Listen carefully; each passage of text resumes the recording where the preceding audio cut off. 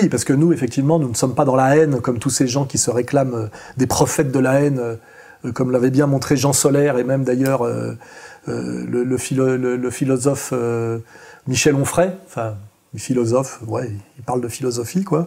Voilà, nous luttons contre la haine, hein, et le diviser pour régner, et les tensions communautaires organisées, tantôt par la gauche SOS Racisme, tantôt par la droite l'ICRA-CRIF, hein, voilà.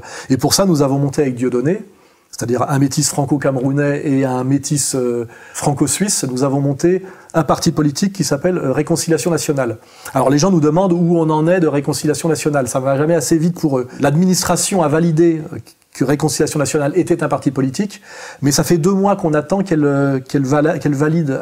l'administration valide notre mandataire financier, ce qui nous permettra d'exister un peu plus encore en tant que parti politique par l'ouverture d'un compte en banque. Ça fait 2 mois qu'on attend la validation qui normalement est automatique. Donc en fait l'administration, c'est-à-dire le pouvoir, traîne.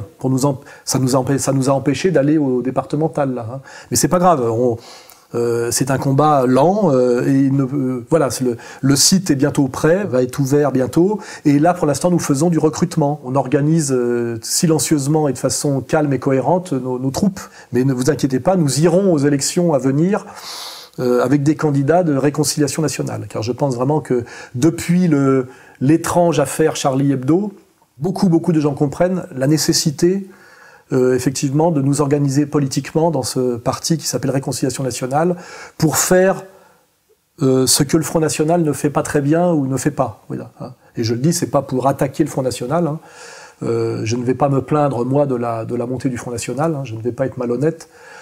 Ça me fait plaisir, évidemment, hein, parce que quand on voit d'ailleurs la manière dont le CRIF et tous les partis politiques prétendent effectivement que le Front National ne serait pas un parti comme les autres, qu'il ne serait pas compatible avec la démocratie et la République. Le Front National est de toute façon un adversaire et même un ennemi de la République et de la démocratie. Ça ne fait pas l'ombre d'un doute. Je ne veux pas que le Front National soit le premier parti de France. Alors que selon les propres règles de la démocratie et de la République, il est aujourd'hui le premier parti de France. Le Front National s'est imposé comme un acteur incontournable de ce scrutin. Le Front National de Marine Le Pen qui est arrivé en tête dans 43 départements, vous le voyez sur cette carte. Il est présent à ce second tour dans 1107 cantons, soit plus d'1 sur 2. Je ne peux pas faire autrement, quels que soient mes différends avec Marine Le Pen et avec Choprade et avec Louis Alliot. Je rappelle pour ceux qui m'emmerdent en me disant que je suis trop complaisant avec le Front National, que j'ai en ce moment, je crois, 3 ou 4 procès en cours avec le Front National, hein, que ceux qui n'ont pas péché me jettent la première pierre. Qui d'autre que moi a des procès avec le Front National? Moi, j'en ai 4 en ce moment. 3 par Choprade et 1 par Alliot, qui est encore en appel. Mais je ne vais pas mentir, je ne peux que me réjouir de la branlée que prennent les partis institutionnels par ce parti quand même du peuple, qui est le premier parti ouvrier de France, je le rappelle. Regardez, eh bien, le Front National réussit à capter près de 43% du vote des ouvriers, 35% de celui des employés, seulement 15% de celui des cadres.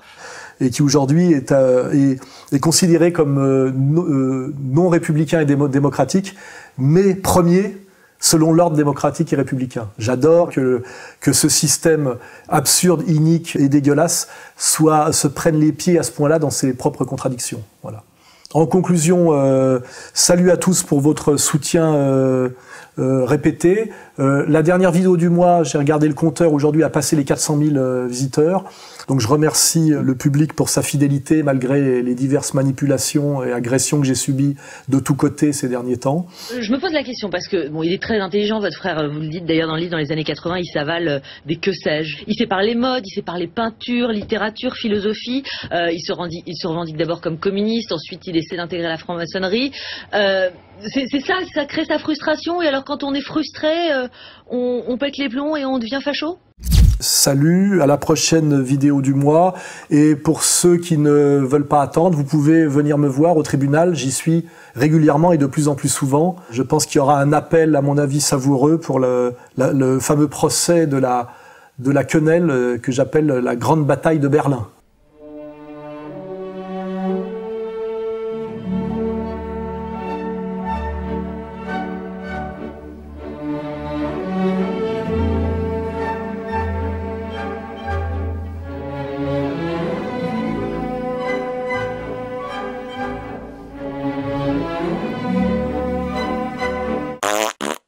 Salut à tous, merci et à très bientôt.